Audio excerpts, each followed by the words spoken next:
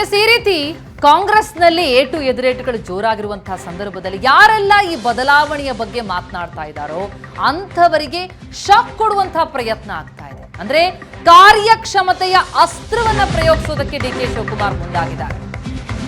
ಮೂರ್ ಡಿಸಿಎಂ ಬೇಕು ಅಂತ ಹೇಳೋರು, ಸಿಎಂ ಬದಲಾಗಬೇಕು ಅನ್ನೋರು, ಕೆಪಿಸಿಸಿ ಅಧ್ಯಕ್ಷಗಿರಿ ಬೇರೆಯವರಿಗೆ ಅನ್ನೋರು, ಈ ರೀತಿ ಬೇರೆ ಬೇರೆ ಮಾತುಗಳನ್ನಾಡಿ ಗೊಂದಲ ಮೂಡಿಸ್ತಾ ಇರೋರ ವಿರುದ್ಧ ಕಾರ್ಯಕ್ಷಮತೆಯ ಅಸ್ತ್ರ ಪ್ರಯೋಗಿಸೋದಕ್ಕೆ ಡಿಕೆ ಶಿವಕುಮಾರ್ ಮುಂದಾಗ್ತಾ ಇದ್ದಾರೆ. ಸತ್ಯ ಶೋಧನಾ ಸಮಿತಿಯನ್ನ ರಚಿಸೋದಕ್ಕೆ ಡಿಕೆಶಿ ಮುಂದಾಗಿದ್ದು, ಸತ್ಯ ಶೋಧನಾ ಸಮಿತಿಯ ಮೂಲಕ ವರದಿ ತರಿಸಿಕೊಳ್ಳೋದಕ್ಕೆ ನಿರ್ಧರಿಸಿದ್ದಾರೆ. ಕಾರ್ಯಕ್ಷಮತೆ ವಿಚಾರಕ್ಕೆ ಸಂಬಂಧಪಟ್ಟಂತೆ ಈ ವರದಿ ಸಚಿವರುಗಳು ಮತ್ತು ಶಾಸಕರ ಕಾರ್ಯಕ್ಷಮತೆಯನ್ನ ಅಳೆಯೋದಕ್ಕೆ ಈ ಮೂಲಕ ಡಿಕೆಶಿ ಮುಂದಾಗಿದ್ದಾರೆ. ಯಾರೆಲ್ಲ ಲೋಕಸಭೆಯಲ್ಲಿ ಕಳಪೆ ಸಾಧನೆಯನ್ನ ಮಾಡಿದ್ದಾರೋ ಅಂತವರ ಶೋಧಕ್ಕೆ ಈಗ ಡಿಕೆಶಿ ಮುಂದಾಗಿದ್ದಾರೆ. ವಿಧಾನಸಭಾ ಕ್ಷೇತ್ರಗಳ ಅಸಲಿ ಕಾರಣವನ್ನ ತಿಳಿಯೋದಕ್ಕೆ, ಅಂದ್ರೆ ಎಲ್ಲೆಲ್ಲಿ ಯಾವ್ಯಾವ ವಿಧಾನಸಭಾ ಕ್ಷೇತ್ರಗಳಲ್ಲಿ ಹೆಚ್ಚು ಮತ ಗಳಿಕೆ ಆಗಿಲ್ವೋ ಅದಕ್ಕೆ ಏನ್ ಅಸಲಿ ಕಾರಣ ಅನ್ನೋದನ್ನ ತಿಳಿಯೋದಕ್ಕೆ ಈಗ ಡಿಕೆ ಶಿವಕುಮಾರ್ ನಿರ್ಧರಿಸಿದ್ದಾರೆ. ಎಐಸಿಸಿ ಫ್ಯಾಕ್ಟ್ ಫೈಂಡಿಂಗ್ ಕಮಿಟಿಗೂ ಕೂಡ ಡಿಕೆಶಿ ಮಾಹಿತಿಯನ್ನ ನೀಡಲಿದ್ದು, ಡಿಸಿಎಂ ಡಿಕೆಶಿ ಕಾರ್ಯಕ್ಷಮತೆ ಅಸ್ತ್ರಕ್ಕೆ ಸಚಿವರುಗಳ ದಂಗಾಗಿದೆ. ಲೋಕಸಭಾ ಚುನಾವಣೆ ಇನ್ನೇನು ಬರ್ತಾ ಇದೆ ಅಂತಂದಾಗಲೇ ಹೇಳಿದ್ರು, ಚುನಾವಣೆ ನಂತರ ಕಾರ್ಯಕ್ಷಮತೆಯ ಮೇಲೆ ಆಕ್ಷನ್ ಆಗುತ್ತೆ ಅನ್ನೋ ಮಾತುಗಳು ಕೇಳಿ ಬರ್ತಾ ಇತ್ತು. ಆದರೆ ಈಗ ರಿಸಲ್ಟ್ ಬಂದಾಗಿದೆ, ಬಂದಾದ ಮೇಲೆ ಗೊಂದಲಗಳನ್ನ ಹೆಚ್ಚಿಸ್ತಾ ಇರುವಂತಹ ಹಿನ್ನೆಲೆಯಲ್ಲಿ ಇಂಥದ್ದೊಂದು ಅಸ್ತ್ರವನ್ನ ಪ್ರಯೋಗಿಸೋದಕ್ಕೆ ಈಗ ಡಿಕೆಶಿ ಮುಂದಾಗಿದ್ದಾರೆ. ಬದಲಾವಣೆ ಆಗಬೇಕು ಅಂತ ಏನು ಮಾತನಾಡ್ತಾ ಇದ್ರು ಅಂಥವರಿಗೆ ಈ ರೀತಿಯಾದಂತಹ ಒಂದು ಅಸ್ತ್ರ ಪ್ರಯೋಗಿಸೋದಕ್ಕೆ ಮುಂದಾಗಿದೆ. ಲೋಕಸಭೆಯಲ್ಲಿ ಲೀಡ್ ಕೊಡದ ಸಚಿವರಿಗೆ ಹಾಗಾದ್ರೆ ಕಂಟಕ ಎದುರಾಗತ್ತಾ? 17 ಸಚಿವರು ತಮ್ಮ ಕ್ಷೇತ್ರದಲ್ಲಿ ಲೀಡ್ ಕೊಡಿಸುವಲ್ಲಿ ವಿಫಲರಾಗಿದ್ದಾರೆ. ಡಿಸಿಎಂ ಸ್ಥಾನಕ್ಕೆ ಪಟ್ಟು ಹಿಡಿದ ಸಚಿವರು ಕೂಡ ವಿಫಲರಾಗಿದ್ದಾರೆ. ಇದೇ ಅಸ್ತ್ರವನ್ನ ಈಗ ಡಿಕೆ ಶಿವಕುಮಾರ್ ಪ್ರಯೋಗಿಸೋದಕ್ಕೆ ಹೊರಟಿರೋದು.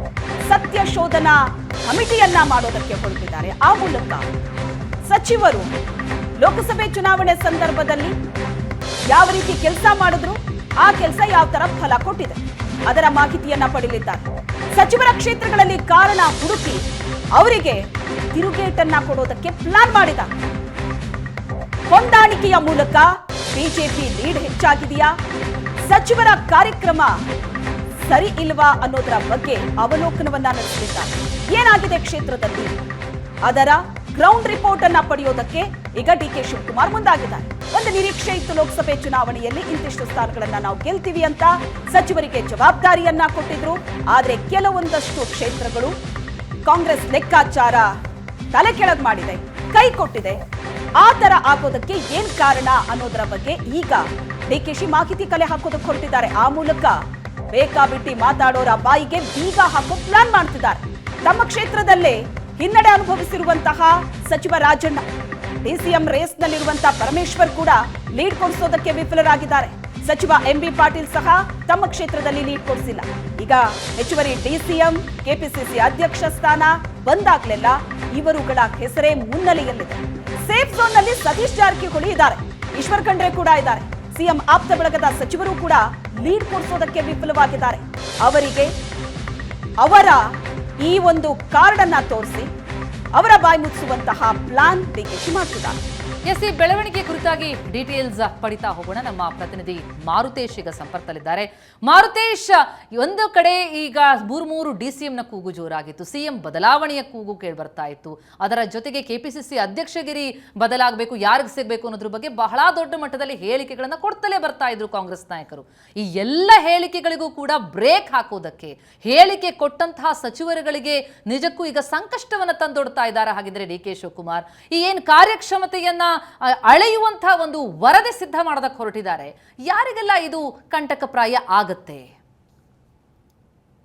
ಪ್ರತಿಮಾ, ನಿಶ್ಚಿತ ಯಾರು ಕೆಪಿಸಿಸಿ ಅಧ್ಯಕ್ಷರ ಬದಲಾವಣೆ, ಡಿಸಿಎಂ ಆಗಬೇಕು ಅನ್ನುವಂತಹ ಡಿಮ್ಯಾಂಡ್ ಗಳನ್ನ ಮಾಡ್ತಾ ಇದ್ದಾರೋ ಅವರೆಲ್ಲರಿಗೂ ಕೂಡ ಈ ವರದಿ ಬಹುಶಃ ಒಂದು ಕಂಟಕ ಆಗಬಹುದು ಅಥವಾ ಸಂಕಷ್ಟವನ್ನ ತಂದೊಡ್ಡಬಹುದು ಅನ್ನುವುದು. ಯಾಕಂದ್ರೆ ಎಐಸಿಸಿ ಮಟ್ಟದಲ್ಲಿ ಕರ್ನಾಟಕದ ಫಲಿತಾಂಶವನ್ನ ಬಹಳ ಗಂಭೀರವಾಗಿ ತೆಗೆದುಕೊಂಡಿದ್ದಾರೆ. 9 ಸ್ಥಾನ ಗೆದ್ರೂ ಕೂಡ ಎಐಸಿಸಿಗೆ ಸಮಾಧಾನ ಇಲ್ಲ. ಕರ್ನಾಟಕವನ್ನ ಪೂರ್ ಪರ್ಫಾರ್ಮೆನ್ಸ್ ಅಂತೇಳಿ ಎಐಸಿಸಿಯ CWC ಅಂದ್ರೆ ವರ್ಕಿಂಗ್ ಕಮಿಟಿ ಮೀಟಿಂಗ್ ನಲ್ಲೂ ಕೂಡ ನಿರ್ಣಯ ತೆಗೆದುಕೊಳ್ಳಲಾಗಿತ್ತು. ಹಾಗಾಗಿನೇ ಎಐಸಿಸಿ ಇಂದಲೇ ಒಂದು ಸತ್ಯ ಶೋಧನಾ ಸಮಿತಿಯನ್ನ ಮಾಡಿದ್ದಾರೆ.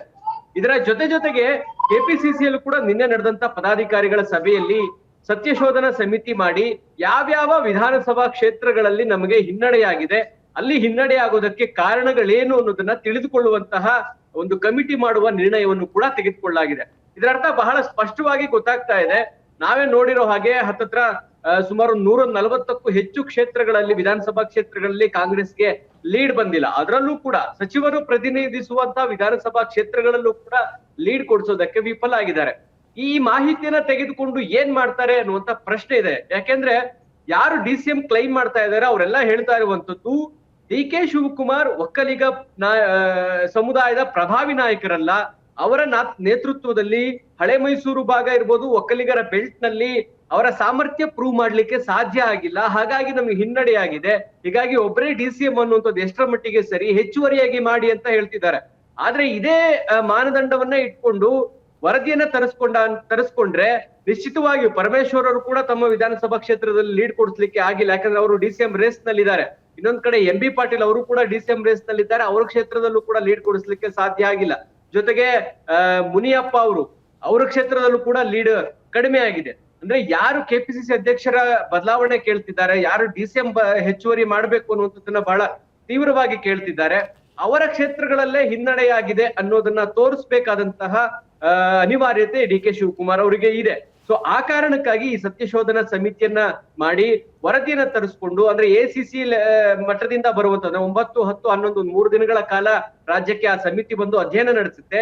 ಆ ಸಮಿತಿಯ ಮುಂದೆ ಈ ವರದಿಯನ್ನ ಇಡ್ತಾರೆ. ಅಂತಿಮವಾಗಿ ACC ಕೂಡ ಬಹಳ ಗಂಭೀರವಾಗಿರೋದ್ರಿಂದ ಕರ್ನಾಟಕದ ಫಲಿತಾಂಶದ ವಿಚಾರದಲ್ಲಿ ಸಚಿವರ ತಲೆದಂಡಕ್ಕೆ ಇದು ಮಾನದಂಡ ಆಗುತ್ತಾ ಅನ್ನುವಂತ ಒಂದು ಪ್ರಶ್ನೆ, ಇನ್ನೊಂದು ಸಚಿವರ ಖಾತೆಗಳು ಕೂಡ ಅದಲು ಬದಲಾಗ್ತವೆ ಅನ್ನುವಂತ ಚರ್ಚೆಗಳಿದಾವೆ.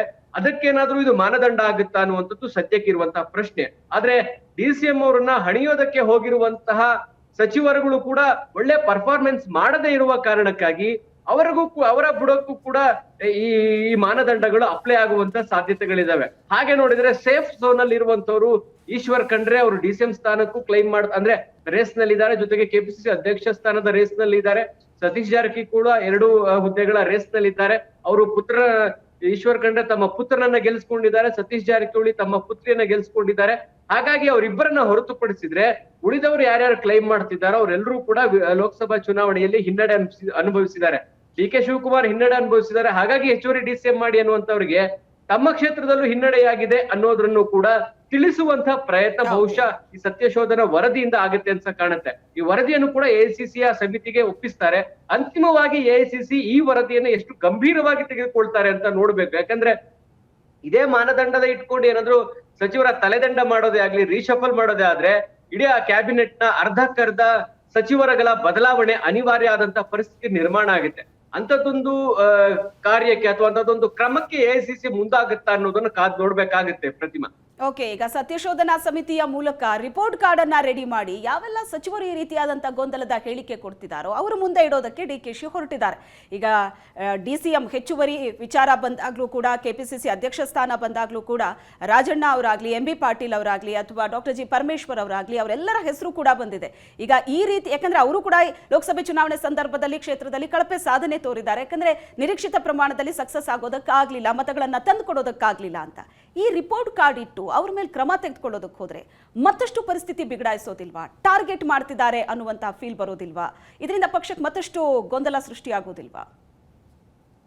ಖಂಡಿತ ಶ್ವೇತಾ, ಯಾಕಂದ್ರೆ ಈಗ DK ಶಿವಕುಮಾರ್ ಅವ್ರನ್ನ ಟಾರ್ಗೆಟ್ ಮಾಡಿರುವಂತಹ ಕಾರಣ ಕೂಡ ಅದೇ ಆಗಿದೆ. ಯಾಕಂದ್ರೆ ಲೋಕಸಭೆ ಚುನಾವಣೆಯಲ್ಲಿ ಹಿನ್ನಡೆ ಆಗಿದೆ. DK ಶಿವಕುಮಾರ್ ನೇತೃತ್ವದಲ್ಲಿ ಹಳೆ ಮೈಸೂರು ಭಾಗದಲ್ಲಿ ನಮ್ಗೇನಂತ ನಿರೀಕ್ಷಿತ ಸಾಧನೆ ಮಾಡಕ್ ಆಗಿಲ್ಲ ಅಂತ ಹೇಳಿನೇ DCM ಹೆಚ್ಚುವರಿಯಾಗಿ ಮಾಡಿ ಅನ್ನುವಂತ ಡಿಮ್ಯಾಂಡ್ ಮಾಡ್ತಿದ್ದಾರೆ. ಜೊತೆಗೆ KPCC ಅಧ್ಯಕ್ಷರ ಬದಲಾವಣೆ ಕೂಡ ಮಾಡಿ ಅಂತ ಹೇಳ್ತಿದ್ದಾರೆ.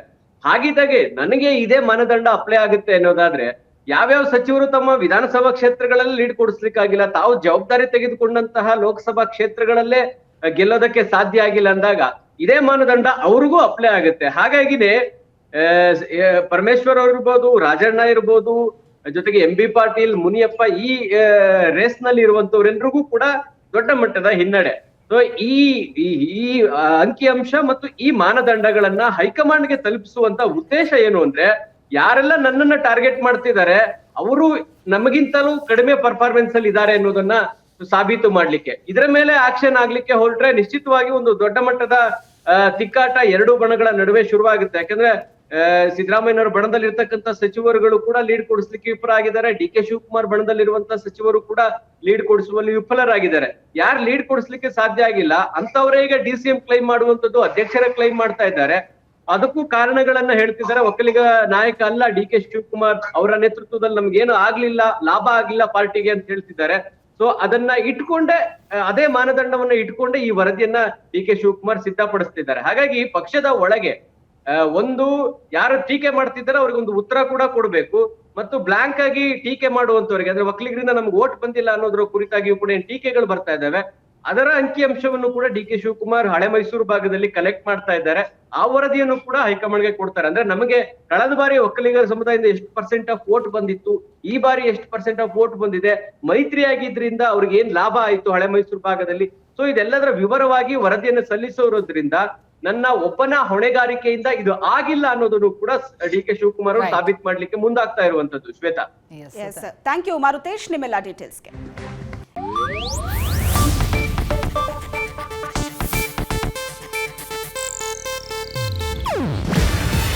ಇದು ಏಷ್ಯಾನೆಟ್ ನ್ಯೂಸ್ ನೆಟ್ವರ್ಕ್ ಪ್ರಸ್ತುತಿ. ನೀವು ನೋಡ್ತಿದ್ದೀರಾ ಏಷ್ಯಾನೆಟ್ ಸುವರ್ಣ ನ್ಯೂಸ್.